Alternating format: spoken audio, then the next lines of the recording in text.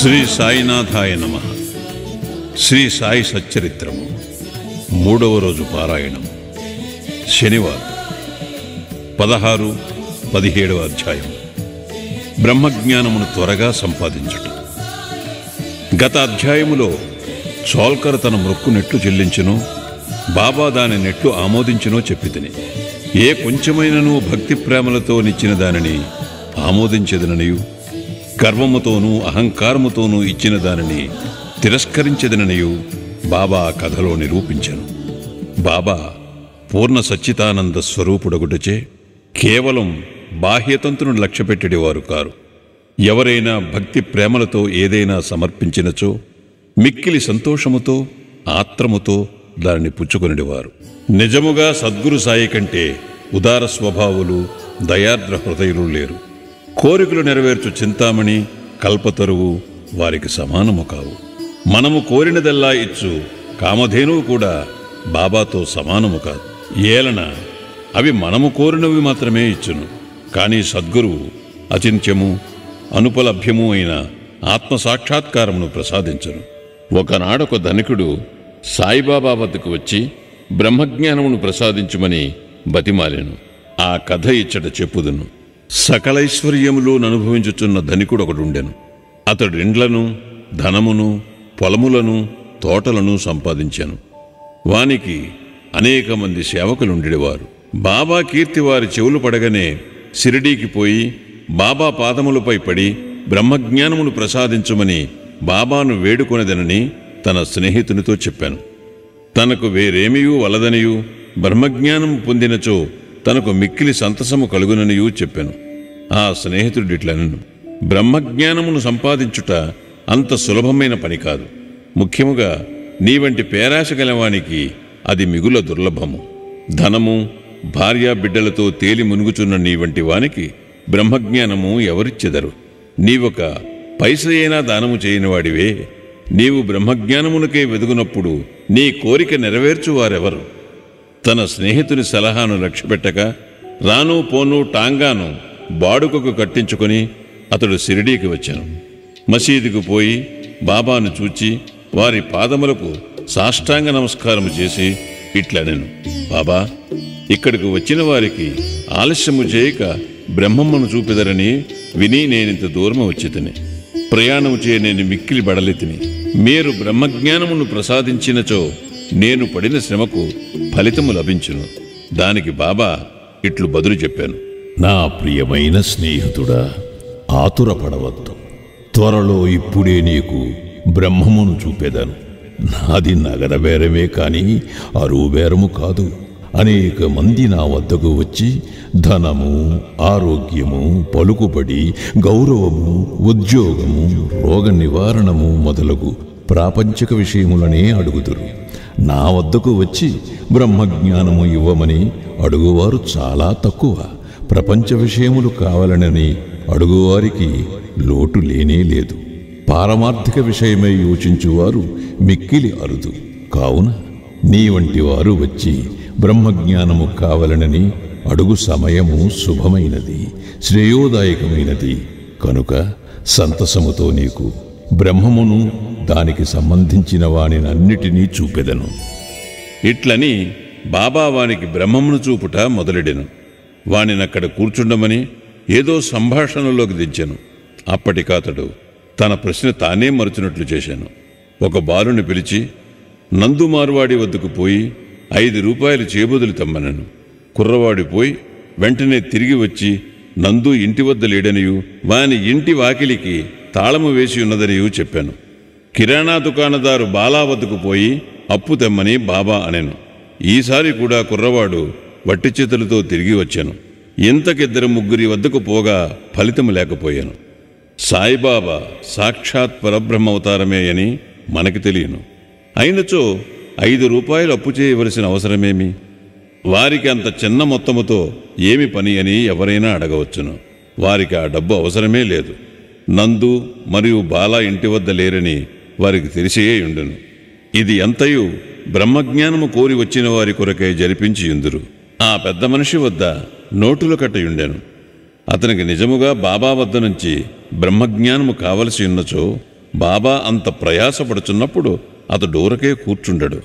బాబా ఆ పైకమును తిరిగి ఇచ్చివేయునని కూడా వానికి తెలియను. అంత చిన్న మొత్తమైనప్పటికీ వాడు తెగించి ఇవ్వలేకపోయాను. అట్టి వానికి బాబా వద్ద నుంచి బ్రహ్మజ్ఞానము కావలెనట. నిజముగా బాబాయందు భక్తి ప్రేమలు కలవాడెవడైనను వెంటనే 5 రూపాయలు తీసి ఇచ్చియుండునే కాని ప్రేక్షకుని వలె ఊరికే చూచుచూ కూర్చునియుండడు. ఈ పెద్ద మనిషి వైఖరి శుద్ధ విరుద్ధముగా నుండెను. వాడు డబ్బు ఇవ్వలేదు సరికదా, బాబాను త్వరగా బ్రహ్మజ్ఞానమివ్వమని తొందర పెట్టుచుండెను. అప్పుడు బాబా ఇట్లనెను, ఓ మిత్రుడా, నేను నడుపుతున్న దానినంతటినీ గ్రహించలేకుంటివా ఏమి? ఇచ్చట కూర్చుండి నీవు బ్రహ్మమును చూచుటకై ఇదంతయు జరుపుచున్నాను. సూక్ష్మముగా విషయమిది. బ్రహ్మమును చూచుటకు 5 వస్తువులు సమర్పించవలను. అవి ఏమనా? పంచప్రాణములు, పంచేంద్రియములు, మనస్సు, బుద్ధి, అహంకారము. బ్రహ్మజ్ఞానము లేదా ఆత్మసాక్షాత్కారమునకు పోవు దారి చాలా కఠినమైనది. అది కత్తివాదరవలే మిక్కిలి పదునైనది.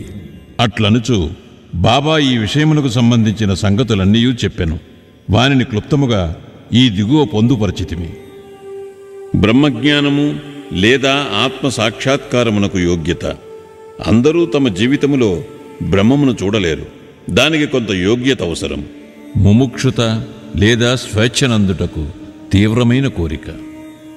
ఎవడైతే తాను బద్ధుడనని గ్రహించి బంధనముల నుండి విడివడుటకు కృతనిశ్చయుడై శ్రమపడి ఇతర సుఖములను లక్ష్యపెట్టక దానిని పొందుటకై ప్రయత్నించునో వాడు ఆధ్యాత్మిక జీవితమునకు అర్హుడు. విరక్తి లేదా ఇహపర సౌఖ్యములందు విసుగు చెందుట.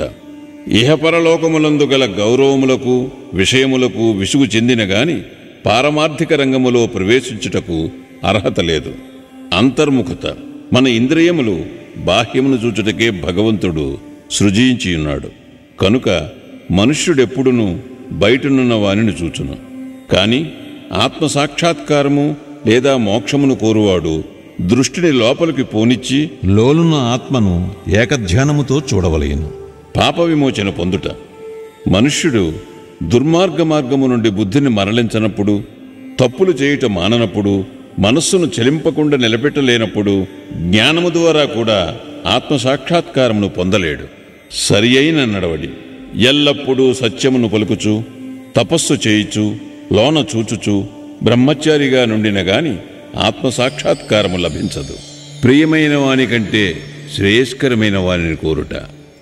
లోకములో 2 తీరుల వస్తువులున్నవి. ఒకటి మంచిది, రెండవది ప్రీతికరమైనది.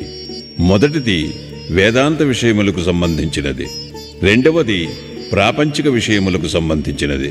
ఈ రెండునూ మానవుని చేరును. వీనిలో ఒకదానినే అతడు ఎంచుకునవలను.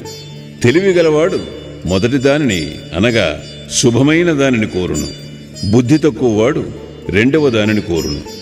మనస్సును ఇంద్రియములను స్వాధీనమందుంచుకునుట. శరీరము రథము, ఆత్మ దాని యజమాని. బుద్ధి ఆ రథమును నడుపు సారథి. మనస్సు కళ్ళెము, ఇంద్రియములు గుర్రములు. ఇంద్రియ విషయములు వాని మార్గములు. ఎవరికి గ్రహించు శక్తి లేదో, ఎవరి మనస్సు చంచలమైనదో, ఎవరి ఇంద్రియముల అస్వాధీనములో ఉండునో వాడు గమ్యస్థానమును చేరలేడు.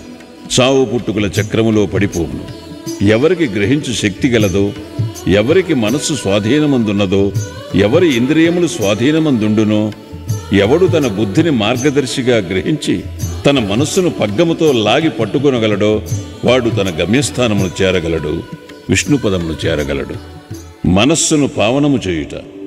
మానవుడు ప్రపంచంలో తన విధులను తృప్తిగా ఫలాపేక్ష లేకుండా నిర్వర్తించని ఎడల అతని మనస్సు పావనము కాదు.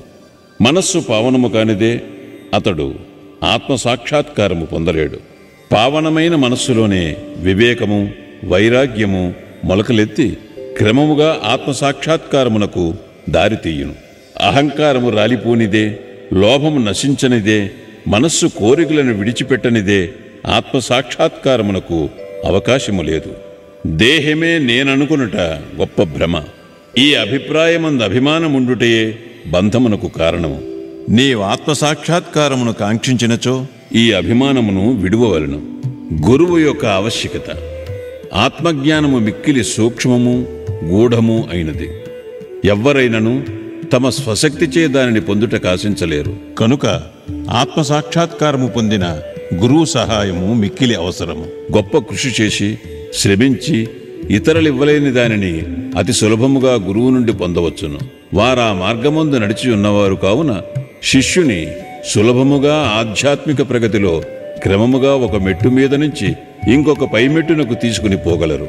భగవంతుని కటాక్షము ఇది అన్నిటికంటే మిక్కిలి అవసరమైనది. భగవంతుడు తన కృపకు పాత్రులైన వారికి వివేకమును వైరాగ్యమును కలుగజేసి సురక్షితముగా భవసాగరము నుండి తరింపచేయగలడు.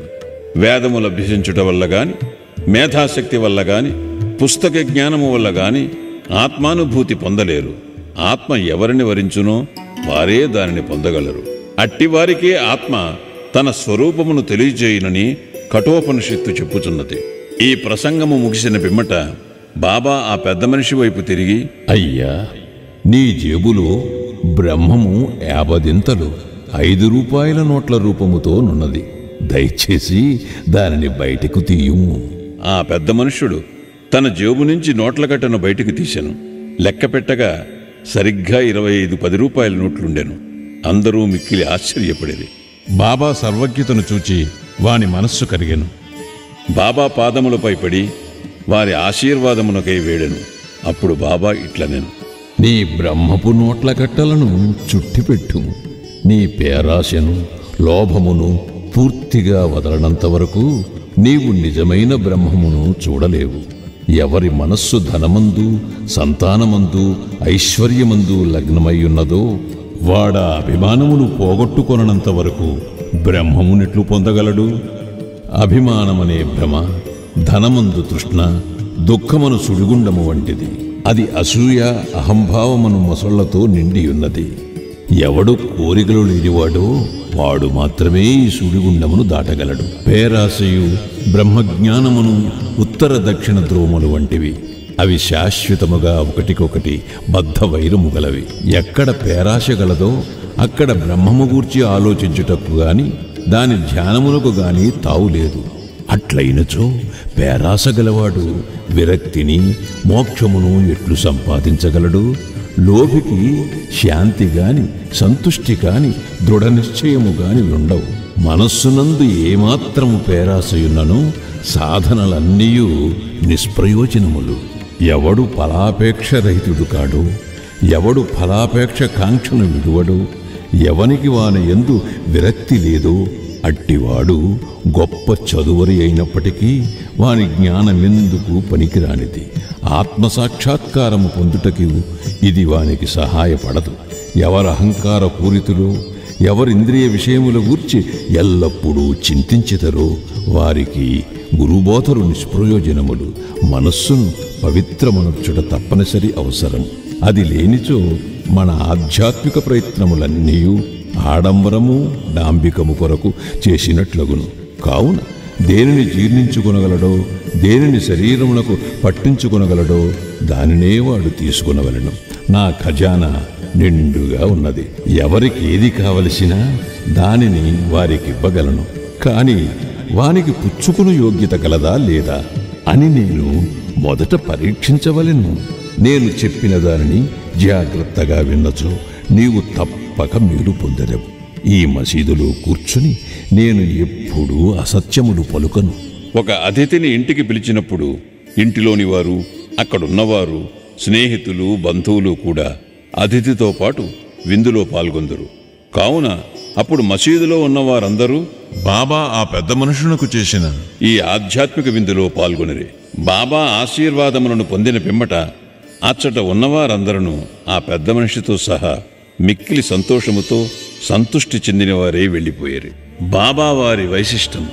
అనేక మంది సన్యాసులు ఇండ్లు విడిచి అడవులలోని గుహలలోనూ ఆశ్రమములలోనూ ఒంటరిగా నుండి జన్మరాహిత్యమును గాని మోక్షమును గాని సంపాదించుటకు ప్రయత్నించెదరు.